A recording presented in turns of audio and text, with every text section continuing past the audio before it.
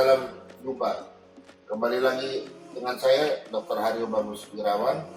Kali ini saya berada di sebuah rumah, ya tepatnya sih di rumah adik ipar saya, dan ini ditemani oleh adik saya. Silakan kenalin. Halo semuanya, nama saya Vida, saya adiknya Dr. Haryo. Saya dokter spesialis bedah dan saat ini saya bekerja di salah satu rumah sakit di daerah Kabupaten Cirebon. Nah, kenapa saya ngajak adik saya? Begini ceritanya. Jadi di dalam buku IMGS itu sebenarnya banyak dibicarakan masalah-masalah medis yang ya memang ada kasus bedahnya di situ, ada kasus urologi dan segala macam. Jadi ceritanya ini jadi supaya jangan kaku ya Dok, kamu tetap biasa manggilnya Mas aja ya. Jadi saya mau tanya ke adik saya, ke Dokter Vida ini, Dr. Vida, ada salah satu pembahasan di dalam buku IMGS itu Vid, itu tentang severe abdominal pain. Jadi sakit pada bagian perut yang parah. Nah, kalau di buku ini itu dibicarakan ada 3 yang utama penyebabnya, ya. Ada yang namanya appendix atau appendicitis, pankreatitis, sama bowel obstruction, ya. Nah, jadi kalau di dalam kapal itu cuman disuruh seperti ini. Kita mesti tahu tanda-tandanya orang itu menderita appendix. Dari mulai sakit perut di kuadran kanan sebelah bawah, dari mulai ada mual, muntah dan lain sebagainya. Tapi Mas Yon ngerasa bahwa itu tuh kurang spesifik. Dalam arti begini, mungkin kamu juga setuju ya, appendicitis itu kan salah satu penyakit di bagian abdomen yang mana kalau tidak tertangani kalau tidak ditangani dengan cepat, itu kan bisa menyebabkan seseorang jadi meninggal kan? Ya. Ya, adalah kesempatan ya. ke situ, ada. Nah, kalau dari Vinda sendiri sebagai dokter bedah yang bisa diceritakan kepada yang melihat channel kita ini, sebenarnya appendicitis itu kalau secara gampangnya ya, tapi kamu jangan ngejelasin secara medis, mereka susahan. Coba diolah secara bahasanya agak sedikit lebih awam. Mungkin kamu bisa jelasin Mengenai appendicitis saja dulu. Overview gitulah ya. Ya. Maksudnya kalau appendicitis mungkin seperti yang sudah teman-teman tahu semuanya, itu kan memang peradangan pada usus buntu gitu, dan dia itu memang sering ya, maksudnya sering kan kita ketemu orang sakit usus buntu gitu, mau anak kecil, muda, yang udah tua pun itu bisa gitu, ada dan memang sering kita ketemu. Nah, kalau untuk gejalanya sendiri itu yang terkenal banget kan pasti dia nyeri di perut kanan bawah, dan biasanya emang ya pada akhirnya akan nyeri banget gitu. Nah, cuman mungkin kan kita perlu tahu ya, maksudnya kan kalau maksudnya penyakitnya itu kan kita perlu tahu ini tuh termaksud kalau di pesawat, kalau di kapal itu berarti kan kita perlu bisa tahu juga ya, maksudnya penyakitnya itu jenisnya apa gitu untuk mungkin melapor ke tim medis yang ada di kantor atau gimana. Jadi kalau di sana itu kan mereka yang bertugas medis di atas kapal itu biasanya dia menangani sambil menilai kasusnya ya. Dan yang paling akhir juga sebenarnya mereka dimudahkan dengan konsultasi medis dari jarak jauh. Jadi ada tuh aturannya, mereka boleh berbuat seperti itu. Cuman yang mau aku tanya sama kamu, Vin, tahu dari mana ini yang tugas jabatannya adalah mualim 2 biasanya, ya mualim 2. Tahu dari mana seorang mualim 2 itu usus buntu bisa mengetahui kalau si pasien tersebut ini, oh ini dia lagi ngalamin usus buntu. Yang paling gampang kira-kira seperti apa sih? Kalau usus buntu yang jelas dia nyeri perut kanan bawah. Satu. Tapi satu yang klasik banget nih, nyeri perut kanan bawah kan bisa apa aja ya. Maksudnya kalau kita jatuh terus kebentur juga sakit juga kanan bawah. Nah itu yang khasnya itu adalah biasanya pasiennya itu ngeluh sebelumnya dia itu sakitnya di ulu hati. Biasanya dia bilang saya kayak sakit mah dok beberapa hari sebelumnya. Oke. Berarti Tuh. yang kedua Menjalar. ada gejala seperti mah dari tengah ke pinggir ya. Nah, dari tengah Oke, ke next. kanan. Nah, itu kita udah mulai curiga nih gitu. Nah, terus udah gitu itu yang khasnya itu. Nah, tapi hati-hati juga. Bisa juga kalau misalnya udah berlanjut nih, yang kanan bawah jadi ke seluruh perut atau jadi ke tengah. Nah, itu juga mesti hati-hati juga. Tapi yang biasanya yang paling klasik sih yang kanan bawah. Nah setelah itu, nah mulai tuh ada gejala macem-macem nih, ada gejala penyertanya, ada mual, ada muntah, kadang juga bisa ada mual, muntah, demam, terus kemudian bisa juga ada gangguan tipis ya, buang air kecil. Jadi maksudnya buang air kecilnya kenapa? Sakit ya? Enggak sih, pada sebagian orang, bukan sebagian orang sih.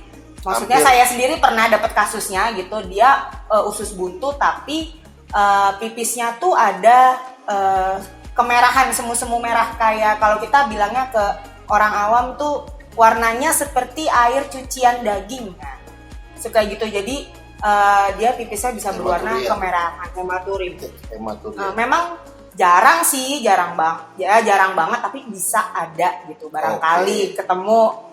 Berarti gitu. ini gejala yang tidak pasti ada tapi kadang-kadang muncul juga. Bisa ada. Oke, setelah sakit di kuadran bawah yang asalnya dari tengah, ada mual, ada muntah, kadang-kadang disertai dengan hematuria atau bahasa awamnya orang bilang air kencing dengan penampakan seperti cucian daging ya, air cucian daging. Setelah itu kadang ada juga beberapa yang disertai mencret gitu. Iya, jadi buang air besarnya juga. Tapi dia juga bisa demam ya, Vin? Iya, demam karena kan pas dia kan hitungannya kan infeksi di usus buntu itu. Jadi ya pasti bisa jadi demam. Kalau pasien itu ada di tanganmu, tentu saja yang kamu lakukan adalah permintaan untuk operasi, ya kan? Ya. Biasanya seperti itu kalau memang harus dioperasi. Tapi kira-kira untuk mereka yang mengalami appendicitis dan ada di tengah laut, tindakan pertamanya tuh apa? Kalau apa yang bisa kita lakukan ya? Atau begini, mungkin pertanyaannya begini. Bagaimana caranya kita menentukan bahwa orang ini harus dioperasi segera atau operasinya bisa ditunda? Sebenarnya sih pada dasarnya kan kalau memang dia terjadinya secara akut tuh, maksudnya yang lagi kejadiannya bener nih, lagi benar-benar sakit kanan bawah atau dia bilang kanan bawah terus ke tengah sakit perut semuanya gitu. Sebenarnya itu dalam secepatnya sih kalau kami diajarinnya ya, maksudnya untuk dilakukan operasi gitu. Apalagi kalau misalnya pasiennya atau orangnya ya, maksudnya itu keadaannya juga udah bukan cuman sakit kanan bawah aja. Misalnya kalau orang udah kesakitan banget terus itu kan udah payah banget tuh udah kelihatan ya. Itu pasti harus segera gitu. Nah, tapi ada beberapa, kalau misalnya pada keadaan yang kita tidak bisa segera ya, misalnya harus ditunda beberapa hari gitu. Mungkin kan kalau di kapal juga kan nggak bisa langsung evakuasi ya, maksudnya kan butuh waktu gitu. Nah, biasanya ya kita yang pertama itu adalah memastikan pasiennya kan tetap nyaman. Yang pasti diberikan obat anti nyeri. Setelah obat anti nyeri, terus kalau mungkin ada obat anti mual bisa diberikan. Pokoknya pasiennya dibuat nyaman dulu. Setelah itu kita berikan antibiotik. Jadi memang antibiotiknya ini kan untuk dia tidak menyembuhkan usus buntu ya antibiotik ini, tapi dia membantu ya proses infeksinya itu gitu. Yang perlu digarisbawahi adalah antibiotik tidak menggantikan fungsi operasi, cuman bisa membantu memperbaiki infeksinya aja sehingga mungkin kita bisa punya waktu lebih untuk menunggu tim medis evakuasi. Ya, jadi perlu digarisbawahi, ini ada satu catatan yang bagus juga. Tadi barusan dibilangin oleh Dokter Vinda ini bahwa antibiotik tidak menggantikan operasi, karena memang untuk penyembuhannya harus dilakukan operasi, ya. Berarti dengan kata lain, kalau ada orang yang terkena appendix, wajib hukumnya untuk dievakuasi, ya. Kalau Iya. menurut dari kedokteran bedah seperti apa? Ilmu bedah. Pada beberapa individu itu ada yang menjadi appendicitis yang kronik gitu. Jadi dia tenang dulu, tapi suatu saat nanti bisa timbul lagi gitu. Cuman itu kan butuh proses lama. Biasanya ketika dia kambuh, pada saat itulah harus kita dan misalnya lagi sakit-sakitnya tuh, nah itulah kita harus lakukan tindakan gitu. Oh, jadi dia pertama sakit, udah dikasih obat segala macam, ternyata nggak sakit lagi, tenang, ya kan? Nah, itu kronik. Itu bisa aja sih masuk ke kronik ya, cuman jarang sih yang seperti itu. Maksudnya biasanya kita ketemu kasus kronik itu kalau pasiennya udah datang, udah cerita, dok saya suka sakit kanan berulang udah beberapa bulan ini nih gitu loh. Oh, oke. Maksudnya situasinya beda Ya, gitu. setelah itu baru kembali lagi seperti akut, mungkin itu yang dinamakan appendicitis eksersebasi akut. Ya. Ya kan? Ya, Dia fase akut tapi yang sudah melewati masa kronis. Ya kan? Kalau kronis itu seperti yang tadi Vinda bilang, dia pada saat datang ke dokter dia cerita bahwa dia pernah mengalami sakit kanan bawah beberapa saat yang lalu, beberapa minggu yang lalu, selama beberapa hari, dan kemudian hilang. Itu ya? Iya, hilang timbul. Terus Terus kok timbul. sekarang sakit lagi nih dok. Nah, itu kita curiga, oh kayaknya nih kronik, tapi lagi kambuh nih sekarang. Ya, memang kalau di buku IMGS, yang pertama kali dilakukan adalah ini kalau menurut kamu gimana? Tepat apa enggak?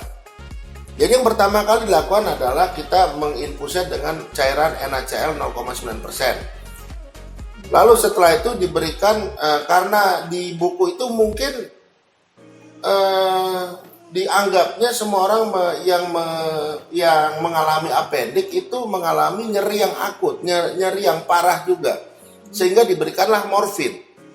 Nah, morfin berarti itu bisa sebagai analgetiknya ya, golongan narkotika. Lalu yang seperti kamu bilang tadi diberikan antibiotik sambil menunggu evakuasi, ya kan? Dan kita jangan memberikan apapun lewat mulut, kecuali kalau memang dia emang jelas evakuasinya di delay berapa.